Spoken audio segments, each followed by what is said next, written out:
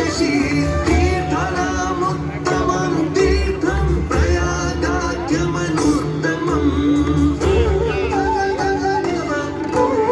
तीर्थनामुत्तमं तीर्थं प्रयागाख्यमनुत्तमं प्रयागाख्यमनुत्तमम्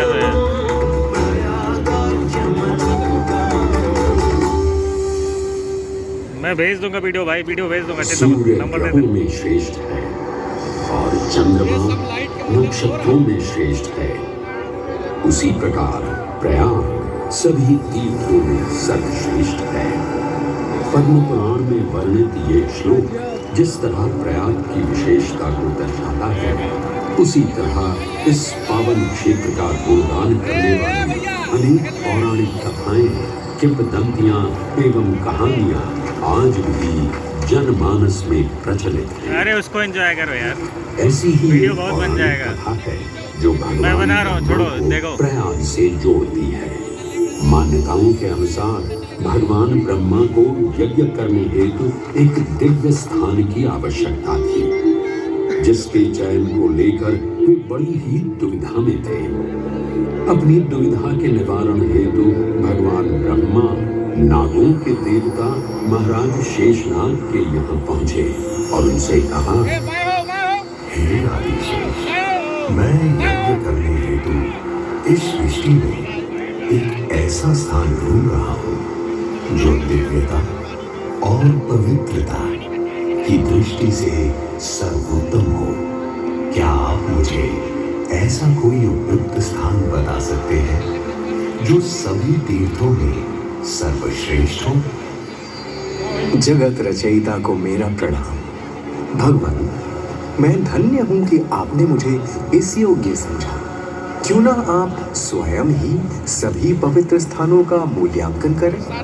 ऐसा कीजिए, आप तुला के एक पलड़े पर सप्तपुरियों को रखिए और दूसरे पलड़े पर भगवान विष्णु के स्थायी निवास प्रयाग को रखिए, जिसका भार सबसे अधिक आए। मेरे विचार में वही सर्वश्रेष्ठ तीर्थ होगा। इस मूल्यांकन के परिणाम स्वरूप प्रयाग का पलड़ा ही भारी रहा। इस तरह प्रयाग की प्रधानता सिद्ध हुई और तभी से इसे तीर्थों का राजा कहा जाने लगा। आज भी ऐसी मान्यता है कि भगवान ब्रह्मा ने गंगा नदी के पश्चिमी तट पर 10 अश्वमेध यज्ञ संपन्न किए थे।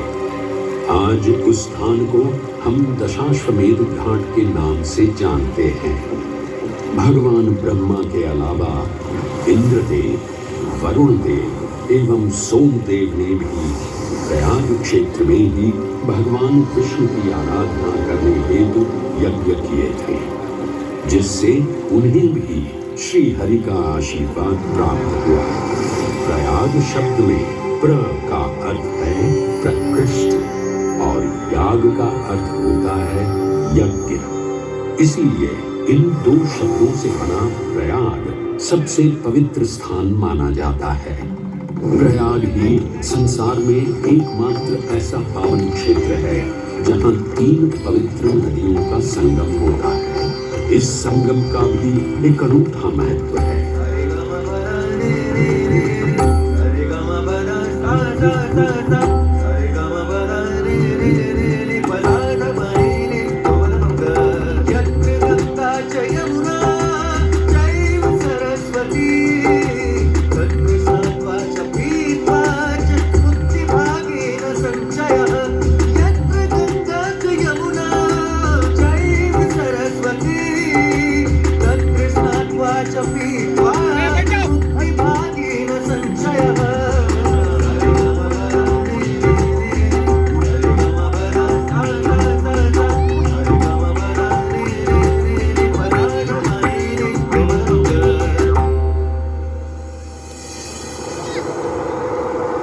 प्रयाग में गंगा, यमुना और सरस्वती जैसी 3 सबसे पवित्र और पूजनीय नदियों का दिव्य संगम होता है।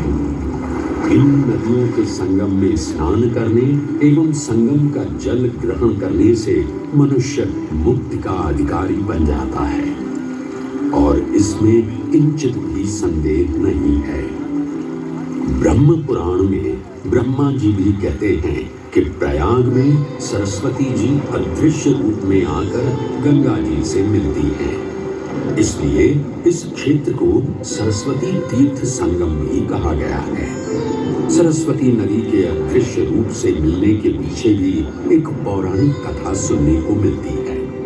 ऐसा माना जाता है कि बद्रीनाथ क्षेत्र की गुफाओं में जब वेद व्यास जी भगवान गणेश को महाभारत की कथा सुना रहे थे, तब उस क्षण सरस्वती जी हिम शिखरों से टकराते हुए अपना मार्ग बनाती हुई बड़ी ही तीव्र गति से बह रही थी। सरस्वती नदी के इस तेज बहाव से उत्पन्न होने वाली तेज ध्वनि वेद व्यास जी का ध्यान भंग कर रही थी। इसलिए महर्षि वेद व्यास जी ने सरस्वती जी से वेग और ध्वनि को कम करने का आग्रह किया, परंतु उनके अनुरोध उपरांत भी जब सरस्वती नदी के वेग एवं ध्वनि में कोई कमी नहीं हुई, तो उन्होंने क्रोधित होकर सरस्वती जी को श्राप दे दिया और कहा कि वे अब धरती के भीतर यानी कि पाताल लोक में प्रवाहित होंगी।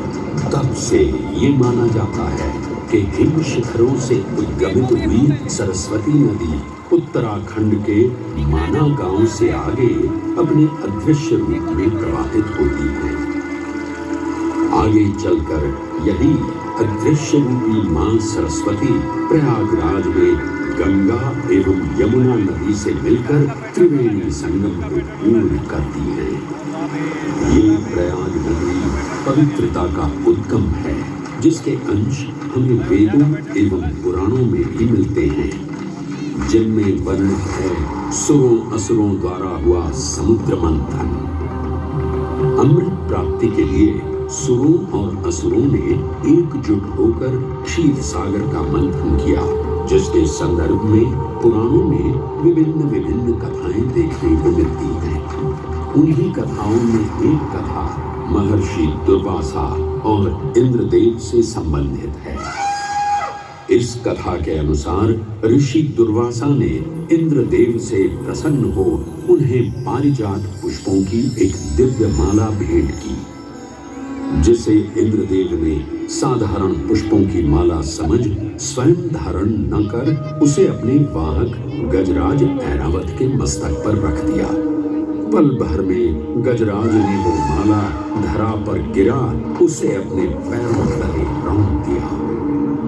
ऋषि दुर्वासा से ये अपमान सहन न हुआ और उसी क्षण क्रोधित हो उन्होंने इंद्रदेव को श्राप दे दिया। हे अहंकारी इंद्र, तेरा इतना दुस्साहस कि तूने मेरा अपमान किया। जिस वैभव एवं शौर्य पर तू इतरा रहा है, क्षण भर में ही तेरा ये वैभव, प्रतिष्ठा, शक्तियां सब नष्ट हो जाएंगी। अत्रि पुत्र दुर्वासा समस्त देवगणों को चीरहीन होने का श्राप देगा।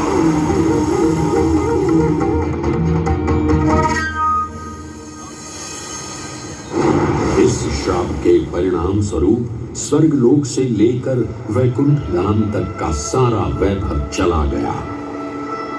जहां स्वर्गलोक में सभी देवता अपना वैभव एवं शक्तियां खो चुके थे, वहीं वैकुंठ धाम में मां लक्ष्मी भी क्षीर सागर की गहराइयों में चली गई। उनके जाते ही सृष्टि का संतुलन बिगड़ने लगा एवं असुर राजा बलि ने तीनों लोग अपने अधीन कर लिए। ये सब देखकर सभी देवतागण अपने श्राप के निवारण हेतु भगवान विष्णु की शरण में जा पहुंचे और कहने लगे, हे पालनहार, हे स्वामी, अब आप ही हमें इस श्राप से मुक्त होने का मार्ग बता सकते हैं, अन्यथा हम अपनी शक्तियों से सदैव वंचित ही रहेंगे और युद्ध में कभी भी असुरों का सामना नहीं कर पाएंगे। हे देवराज, ऋषि दुर्वासा के श्राप से सभी देवतागण जीवन मृत्यु के काल चक्र में बंध चुके हैं। इस काल चक्र एवं श्राप से मुक्त होने के लिए अब केवल एक ही मार्ग शेष है, और वो है समुद्र मंथन। इस समुद्र मंथन से निकलने वाले रत्न ही आपके खोए हुए यश, वैभव और कीर्ति को पुनः स्थापित करेंगे। परंतु आपको इस मंथन के लिए असुरों के बल की भी आवश्यकता होगी, क्योंकि उनके बिना यह समुद्र मंथन संभव नहीं है। जैसी आपकी आज्ञा प्रभु, हम असुरों के साथ समुद्र मंथन करने के लिए तैयार हैं। देवताओं और असुरों ने एक मत होकर क्षीर सागर का मंथन करना स्वीकार किया। जहां मंदार पर्वत मथनी के रूप में आए तो वहीं वासुकी नाग को नेति की भूमिका मिली। भगवान विष्णु ने स्वयं कूर्म अवतार धारण कर मंदार पर्वत को उसका आधार प्रदान किया। क्षीर सागर को मथना शुरू किया गया और 14 रत्नों में सबसे पहले हलाहल विष उत्पन्न हुआ। उस विष के प्रभाव को कोई भी देवता या असुर सहन करने में समर्थ नहीं थे। इस कालकूट विष से सृष्टि का विनाश हो सकता था। इसीलिए इस आपदा से बचाने स्वयं देवों के देव महादेव प्रकट हुए और उन्होंने इस विष का पान किया। ये सब देख मां पार्वती ने विष को भगवान शिव के कंठ तक ही रोक दिया। इस कालकूट विष के प्रभाव से महादेव का कंठ नीला पड़ गया और तभी से उन्हें नीलकंठ के नाम से भी जाना जाने लगा।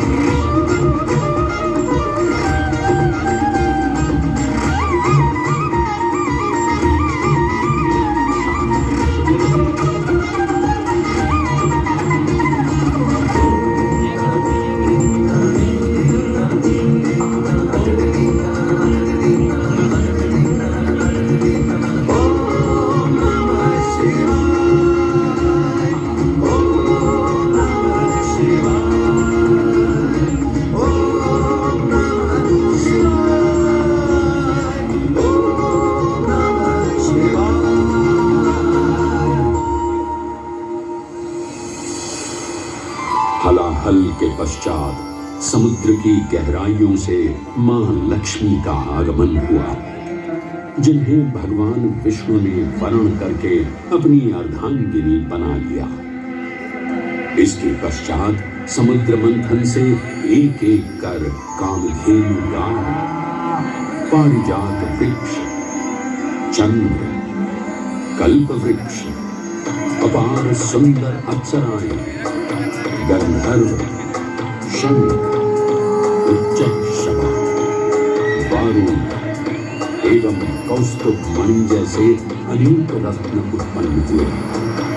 लेकिन सभी को जिस रत्न की सबसे अधिक प्रतीक्षा थी, उस रत्न का निकलना अभी बाकी था।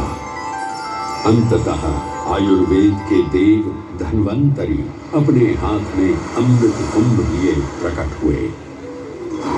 अमृत कुंभ पाने की लालसा में सुरों और असुरों के मध्य एक घमासान युद्ध आरंभ हो गया।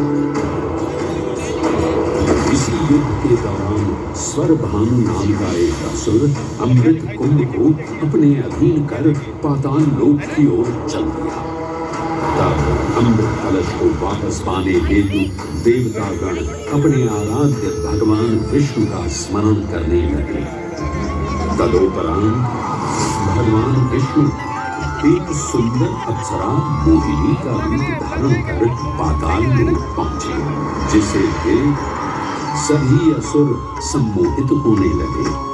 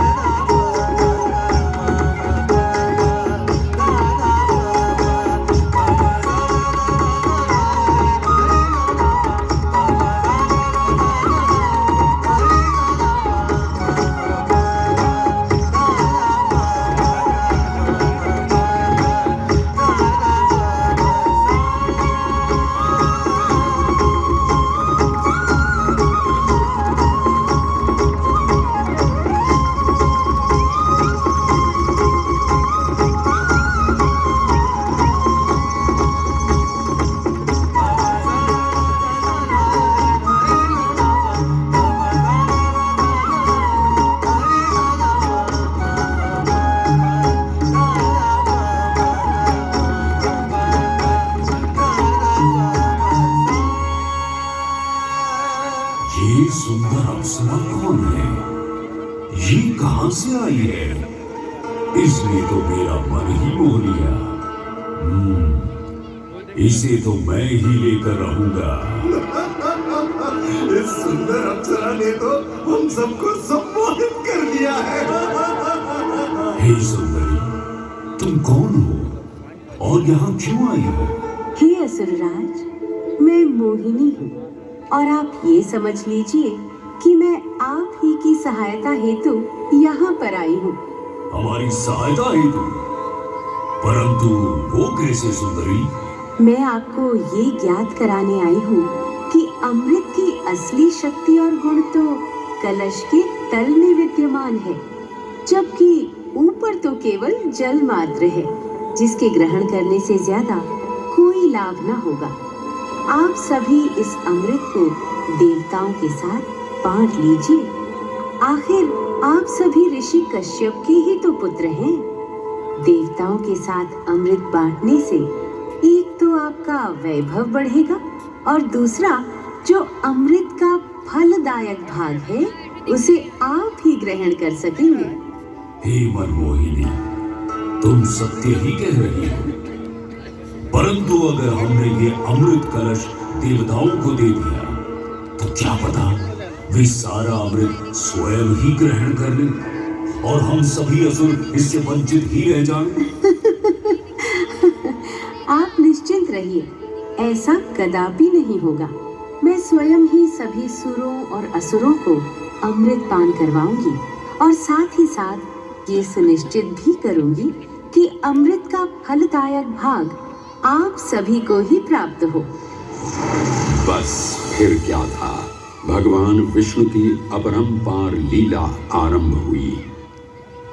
जहां एक ओर सभी देवतागण विराजे तो वहीं दूसरी ओर सभी असुर।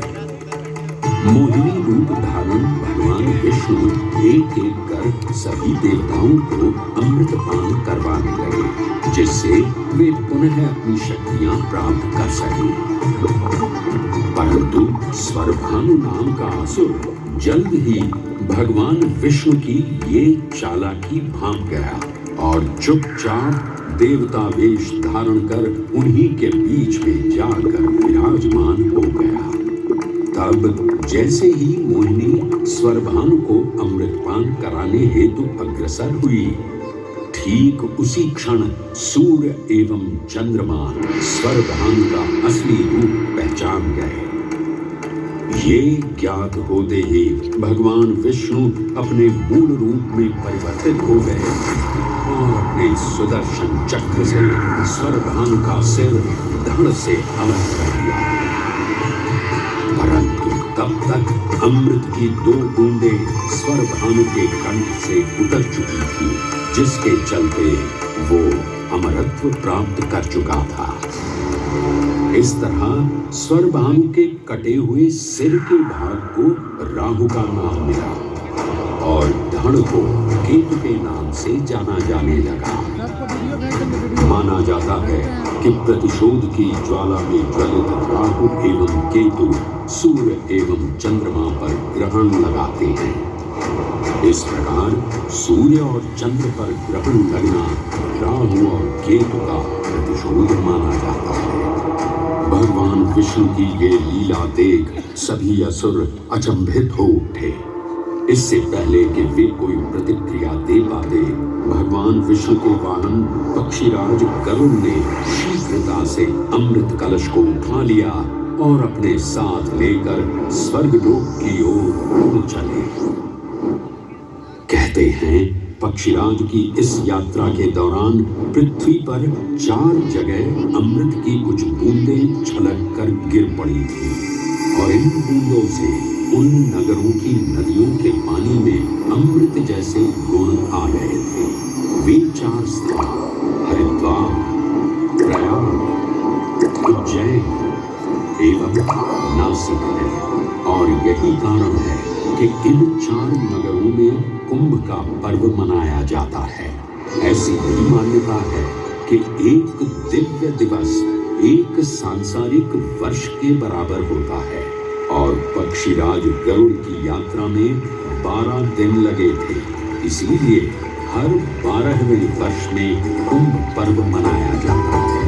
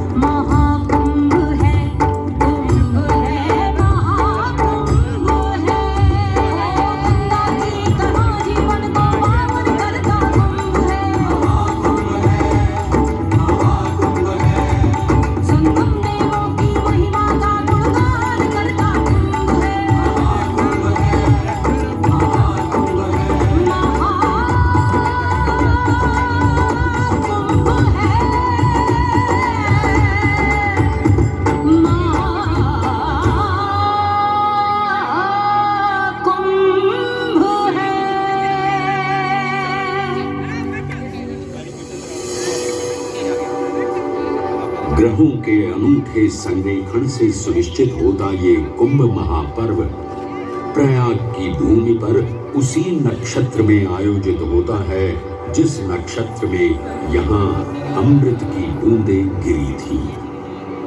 गणनाओं के अनुसार जब बृहस्पति वृषभ राशि में और सूर्य चंद्रमा मकर राशि चक्र में प्रवेश करते हैं तब प्रयागराज में कुंभ पर्व आयोजित किया जाता है। सनातन धर्म की प्राचीनतम धरोहर माना जाने वाला ये कुंभ पर्व भारत ही नहीं बल्कि विश्व भर से आए करोड़ों श्रद्धालुओं का स्वागत करता है।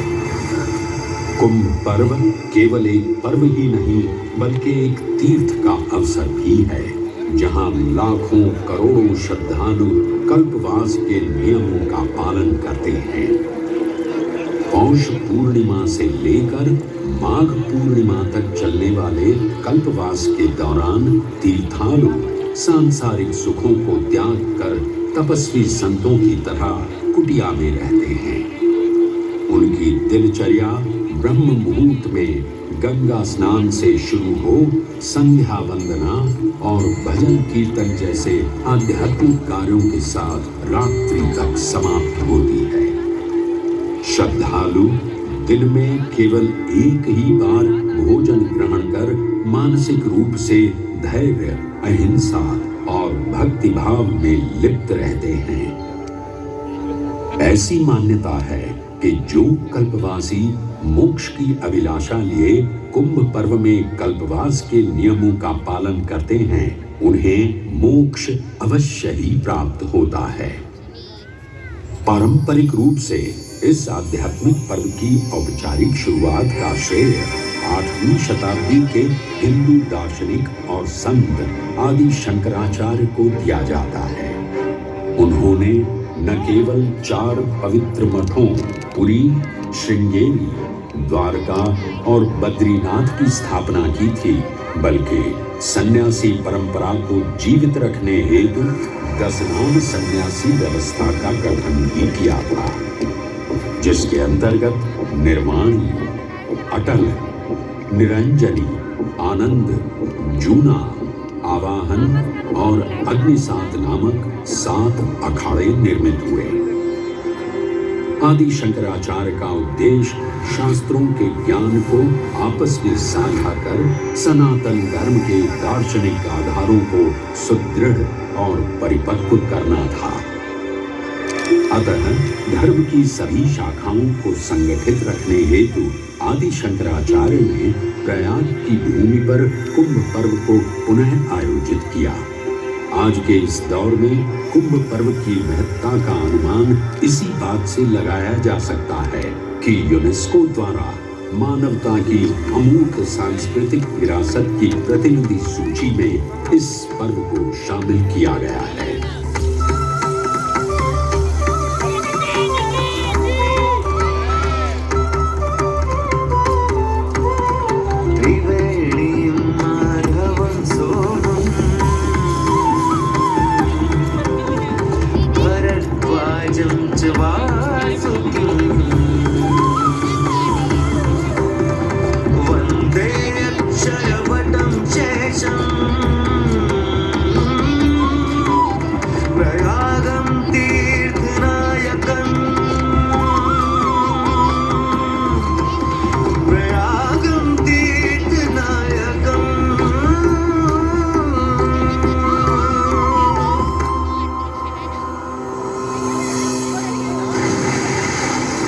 त्रिवेणी, माधव, सोम, भरद्वाज, वासुकी, अक्षयवट और शेषनाग, प्रयाग के इन 7 तीर्थ नायकों की हम वंदना करते हैं। परंतु उक्त 7 तीर्थ नायकों में वेणी माधव का ही प्रमुख स्थान है। त्रिवेणी संगम में स्नान के साथ साथ श्रद्धालु वेणी माधव मंदिर में दर्शन कर भगवान विष्णु का आशीर्वाद भी प्राप्त करते हैं। मान्यताओं के अनुसार वेणी माधव इलाहाबाद किले के परिसर में स्थित पातालपुरी मंदिर में एक पवित्र अक्षयवट वृक्ष के पत्तों पर एक बालक के रूप में विश्राम करते हैं। पौराणिक कथाओं के अनुसार अक्षयवट एक शाश्वत वृक्ष है जो भगवान विष्णु का स्थायी निवास है, जहां से वे सृष्टि का पुनः निर्माण करते हैं। त्रेता युग में भी अक्षयवट वृक्ष का उल्लेख देखने को मिलता है। कहा जाता है कि भगवान श्री राम, माता सीता एवं अनुज लक्ष्मण अपने वनवास काल में इस स्थान पर आए थे। वैसे तो भगवान श्री राम का वनवास प्रयाग में श्रृंगी ऋषि को समर्पित श्रृंगवेरपुर धाम से आरंभ होता है। ये वही स्थान है जहां निषाद राज गुह ने भगवान श्री राम, माता सीता और अनुज लक्ष्मण को गंगा पार जाने के लिए सहायता प्रदान की थी। श्रृंगवेरपुर से प्रभु श्री राम ऋषि भरद्वाज के आश्रम पहुंचे थे। भरद्वाज मुनि बसहि प्रयागा, गोस्वामी तुलसीदास जी ने रामचरितमानस में ऋषि भरद्वाज का निवास स्थान प्रयागराज ही बताया है। ऋषि भरद्वाज से त्रिवेणी संगम की महिमा सुन प्रभु श्री राम, माता सीता और अनुज लक्ष्मण त्रिवेणी संगम में स्नान कर तीनों नदियों का आशीर्वाद प्राप्त करते हैं। इसी कड़ी में एक प्रचलित कथा के अनुसार संगम तट पर ही माता सीता ने प्रभु श्री राम से महादेव और परम शक्ति मां पार्वती की आराधना करने की अपनी मनोकामना को व्यक्त किया था, जिसके उपरांत प्रभु श्री राम ने यमुना तट पर भगवान भोलेनाथ और मां पार्वती को समर्पित एक मंदिर का निर्माण करवाया था, जिसे आज हम मनकामेश्वर मंदिर के नाम से भी जानते हैं। त्रेता युग में स्वयं प्रभु श्री राम ने माता सीता के साथ इसी मंदिर में भगवान शिव एवं मां पार्वती की पूजा अर्चना कर उनसे आशीर्वाद प्राप्त किया था। महादेव के इस प्राचीन मंदिर से अगर थोड़ा आगे चले तो उन्हीं के अंशावतार पवन पुत्र हनुमान जी का मंदिर भी विद्यमान है।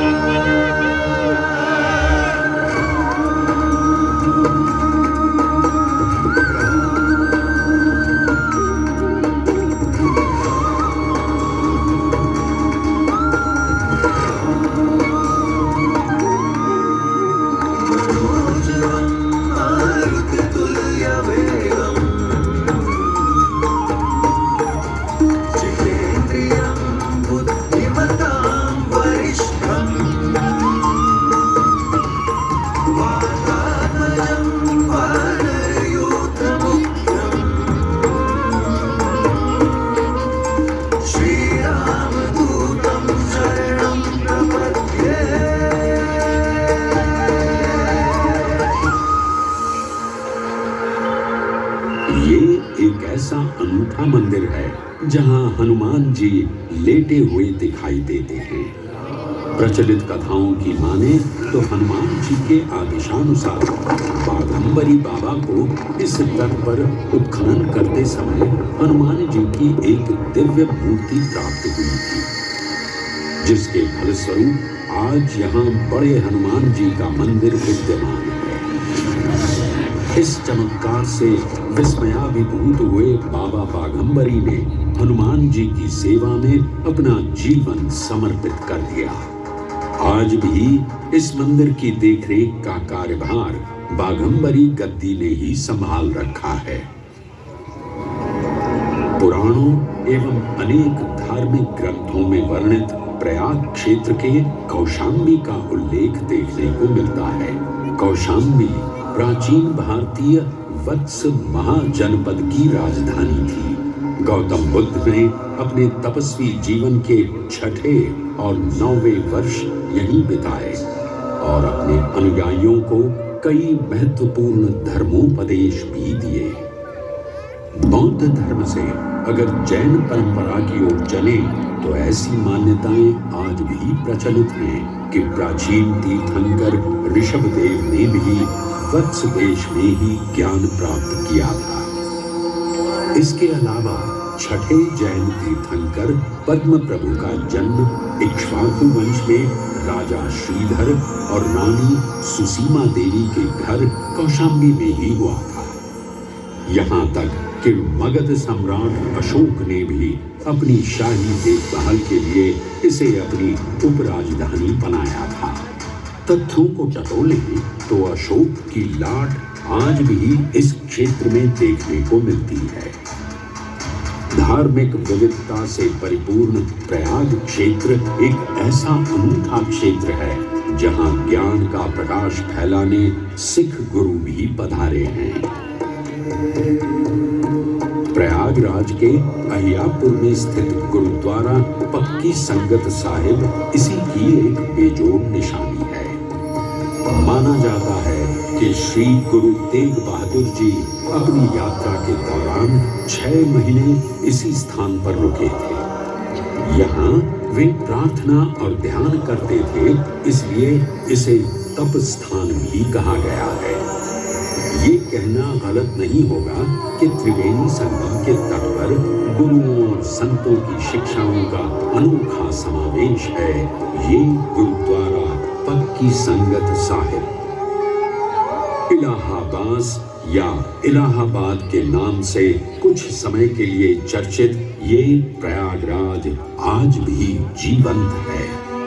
धर्म और संस्कृति का अनूठा इतिहास संजोए हुए तीर्थराज प्रयागराज में वेणी माधव, शिव और शक्ति के विभिन्न स्वरूप आज भी विद्यमान हैं, जो इस पावन क्षेत्र को अद्वितीय बनाते हैं।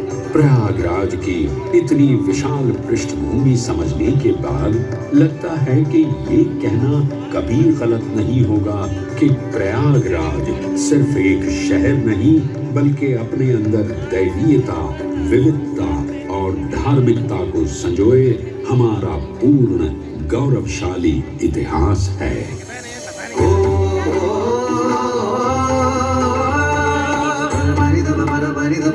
Sa sa sa sa sa